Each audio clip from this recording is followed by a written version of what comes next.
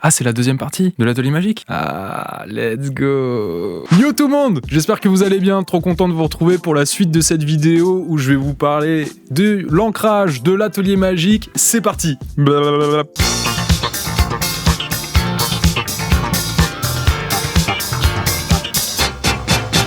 Comme on a pu le voir dans la première partie de la vidéo, que je t'invite à aller regarder d'abord si tu ne l'as pas vu, qui se retrouvera juste ici. On avait d'abord travaillé sur la mise en place des idées et sur la recherche de références, le travail de l'isométrie, comment on pouvait intégrer nos éléments dans un plan spatial. Et là, une fois que tout ça a été fait, une fois que toutes nos idées ont été posées, on va enfin pouvoir passer à l'ancrage qui est la mise au propre. Parce qu'on me pose souvent la question, toujours et encore. Mais attends, je crois que tu bossais dans Illustrator. Non!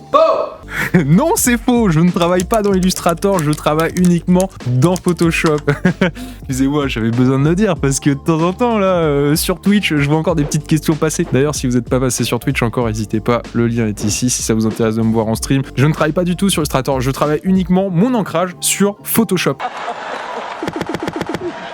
Et dans Photoshop, je me sers d'un seul brush quasiment, et pour les 99% de ce que je fais, c'est le brush par défaut Photoshop. Le rond noir, opacité 100%, l'épaisseur est adaptée à la pression de mon stylet sur la tablette. Donc c'est tout. Sur ce, on peut y aller, on continue le dessin, c'est parti.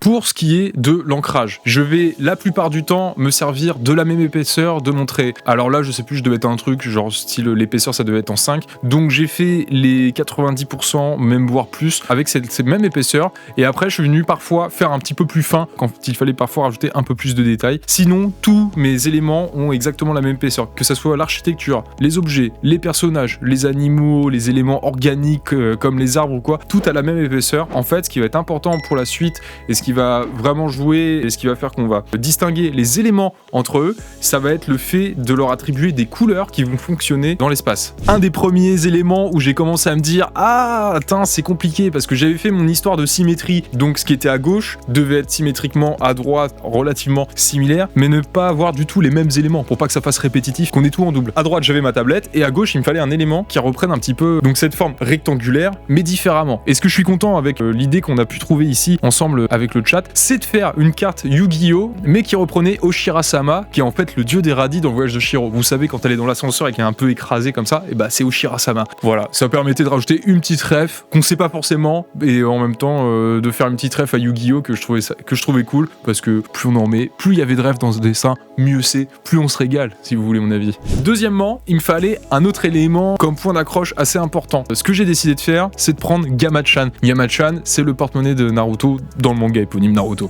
Pourquoi je l'ai pris? Parce que ça me permettait de faire deux trucs qui étaient assez sympas. En fait, ce qui est assez efficace avec ce genre d'élément, c'est que ça permet de ramener un double élément. C'est-à-dire par là que Gamachan, c'est avant tout un porte-monnaie. Voilà, donc tu mets de l'argent dedans, ça permettait de faire un truc en mode un peu style temple quand tu jettes ton argent, comme on peut voir dans certains temples quand tu vas au Japon. C'est aussi la représentation d'un animal. Et en fait, ça permet d'avoir un espèce d'élément qui a une fonction double dans le dessin, ce qui va venir d'autant plus enrichir que juste, par exemple, mettre une grenouille qui est assise sur un nénuphar dans un lac. Bon bah voilà, tu sais que t'as des grenouilles qui vivent. Là, t'as un autre truc, c'est un élément, on va dire comme un porte-monnaie mis sous un espèce de toit avec des piliers de temple, en plus en référence à Naruto. En fait, tu vas avoir un contexte qui est beaucoup plus riche, qui va être beaucoup plus drôle, avec lequel tu vas pouvoir beaucoup plus broder, et ça va être marrant. À ce moment-là, mon dessin, je suis content, mais je trouve qu'il manque un truc. Je trouve qu'il manque un élément central qui va venir attirer l'attention du spectateur. J'ai fait des architectures, des bâtiments un petit peu au-dessus de l'eau, et tout ça en pilotis. Et je me dis, en vrai, est-ce qu'on mettrait pas un bateau comme As, bah par-dessus sur pilotis. Quitte à avoir mis de l'eau en dessous, on va pas s'amuser à mettre un bateau dans l'eau, on va faire aussi le bateau sur pilotis. Quitte à ce que ça n'ait pas de sens dès le début, autant que ça n'en ait pas jusqu'à la fin. En mettant ça, pour bien faire le petit rappel avec Twitch, on va changer la tête de mort qui est sur la voile par le logo Twitch. À partir de là, notre line art et notre mise au propre, elle est pas complètement finie, mais histoire d'avoir une image plus globale de l'ensemble, en fait, je suis passé directement à la couleur. Pourquoi? Parce que ça me permettait de mieux me projeter pour la suite, et je savais que j'aurais d'autres encore éléments à ramener ensuite dans le dessin. Ça me permettait de souffler un peu, parce que l'ancrage c'est bon, là j'en avais déjà fait je sais pas combien, peut-être 30 heures, un truc comme ça, donc c'est bon, j'avais eu ma dose. Donc ce que j'ai fait, pour varier un petit peu, je suis passé à la colorisation. Étape suivante, la colorisation.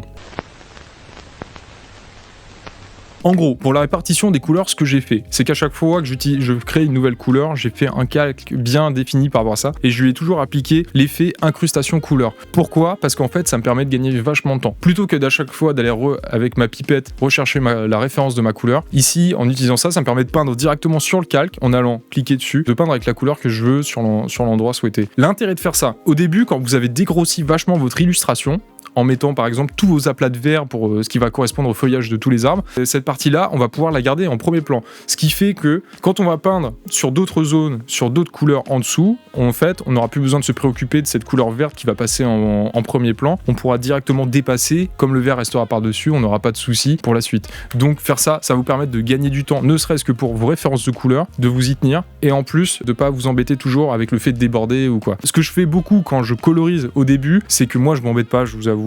C'est de temps en temps, je fais mon petit remplissage en mode je prends mon temps directement au pinceau. Mais sinon, ce que je fais, c'est que je me mets sur mon calque où j'ai mon line art et je vais venir sélectionner W baguette magique pour directement sélectionner toutes mes formes. Et si tu maintiens Shift, tu peux ajouter d'autres formes que tu sélectionnes. À la fin, je dilate la sélection. Donc là, pour ça, vous allez dans sélection, étendre, dilater le contour. Si je dis pas de bêtises, faites-vous des raccourcis, c'est hyper important. Vous allez gagner vachement de temps. Moi, je me suis fait un petit raccourci ça fait, je crois, CTRL SHIFT D pour dilater, CTRL SHIFT C pour contracter la section. Et donc une fois que j'ai fait ça, j'ai plus qu'à prendre mon pot de peinture, raccourci G, et hop, tu cliques, tu te mets sur le bon calque sur lequel tu as ta couleur, et tu remplis avec ton pot de peinture, et c'est parti. Ou sinon avec ton brush.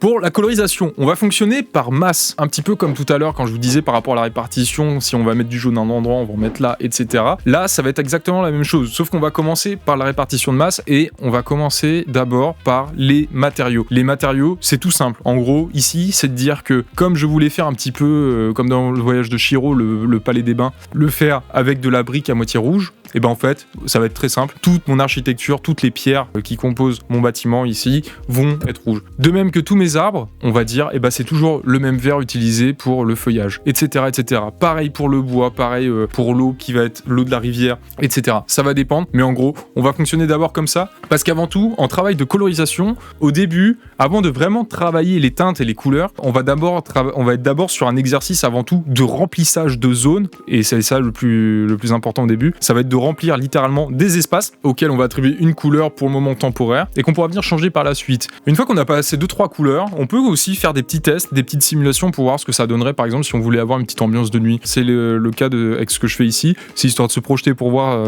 si ça peut être bien. À la base, le dessin, je voulais qu'il y ait une ambiance de nuit. C'était pas un truc que j'avais prévu au tout début, mais au fur et à mesure de l'évolution, je me suis dit ça aurait été cool, ça aurait été sympa. C'est quelque chose qui a pas tenu à la fin. Je suis plutôt parti au final sur une lumière, quasiment un soleil, quasiment à l'horizon, donc presque couché de soleil. Ça permettait d'avoir des ombres très étirées de mes éléments. Et ça, c'est trop bien parce que ça va permettre d'avoir un effet graphique qui est assez cool. Et ça va être sympa parce que ça va donner vachement de rythme dans l'illustration. Et ça va permettre aussi de hiérarchiser certains éléments dans l'illustration. Ceux qui sont en hauteur, ceux qui sont en premier plan par rapport à ceux qui sont en second plan, etc., etc. Le gros de ma colorisation a été fait. Donc, comme je vous disais, j'ai dégrossi, j'ai fait mes zones principalement. Je l'ai fait de manière détaillée, mais j'ai fait mes zones.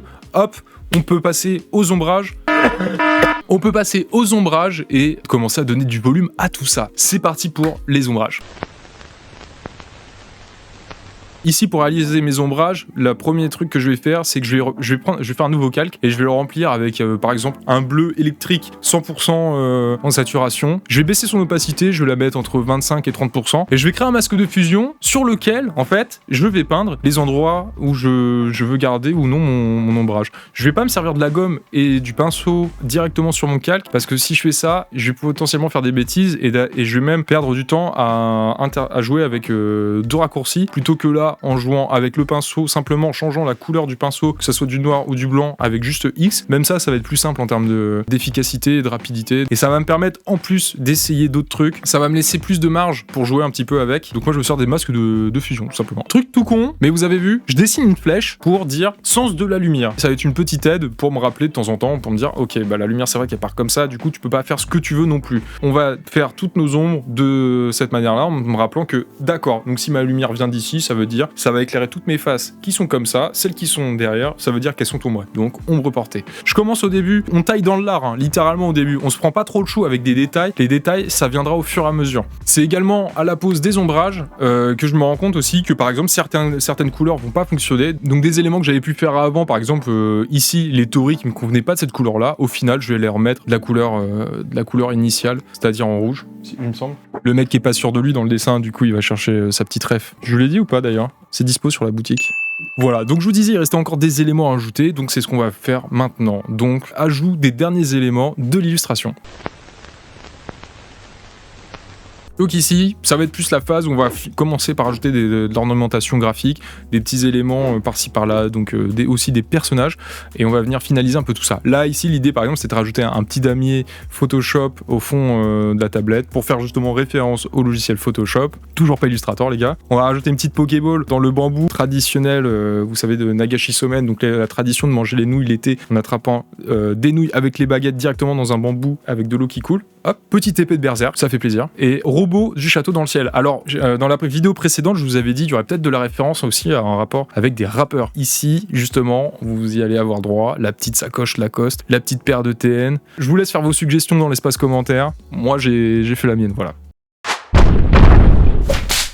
Donc, on va poursuivre les petits éléments. Cette fois, on va rajouter du Mario Kart. Donc là, on va commencer par Luigi, mais on va ramener également d'autres éléments par la suite. Koopa, Mario, Toad, ils y sont tous, je sais plus. Enfin bref, des personnages que j'ai aussi déjà fait dans d'autres illustrations. Ici, le Kirby, en l'occurrence, que je retravaille un petit peu, que je vais intégrer dans la salle où il y a le Taiko no Tatsujin. Un petit Dofus, parce que forcément, c'est la nostalgie qui parle.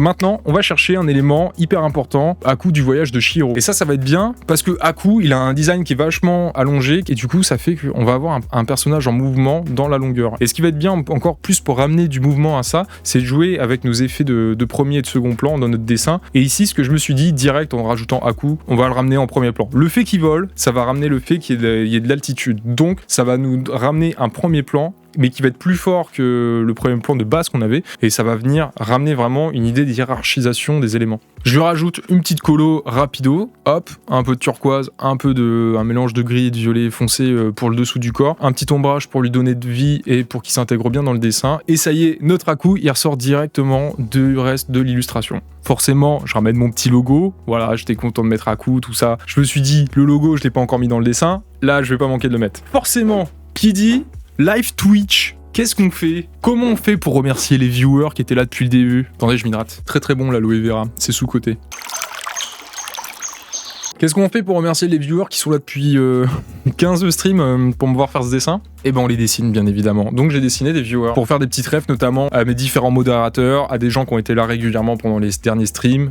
Voilà, ça faisait plaisir, en vrai c'était assez rigolo. Ça permet aussi de dessiner quelques copains en plus dedans, notamment mon frérot l'imprimeur. Et là c'est le moment où je suis trop content de vous remontrer le résultat final en papier, forcément. Parce que bah oui, peut-être que vous l'avez déjà vu, mais avec le temps que j'ai passé dessus tout, franchement, me permet pour le kiff. Pour toute personne qui achèterait l'affiche, peu importe le format, 30 cm, 50 cm, 70, 1 mètre, 1 mètre 40, ce que vous voulez, ce qui est très cool, ça serait d'offrir une petite fiche qui va avec, je vous montre ça. Et sur ces petites fiches, vous allez retrouver toutes les références qu'il y a dans le dessin. Ça, c'était un petit peu l'idée de proposer une fonctionnalité, de rajouter un petit peu de jouabilité, on va dire, à cette affiche, afin que si vous voulez challenger votre famille ou vos amis à retrouver les mêmes références, ou du moins les références que vous préférez, ça permet de se tester entre potes, voilà, ça peut être marrant. Au moins, même si vous l'affichez dans les toilettes, ça fera au moins passer le temps aux gens qui y sont. Oh putain, c'est beau.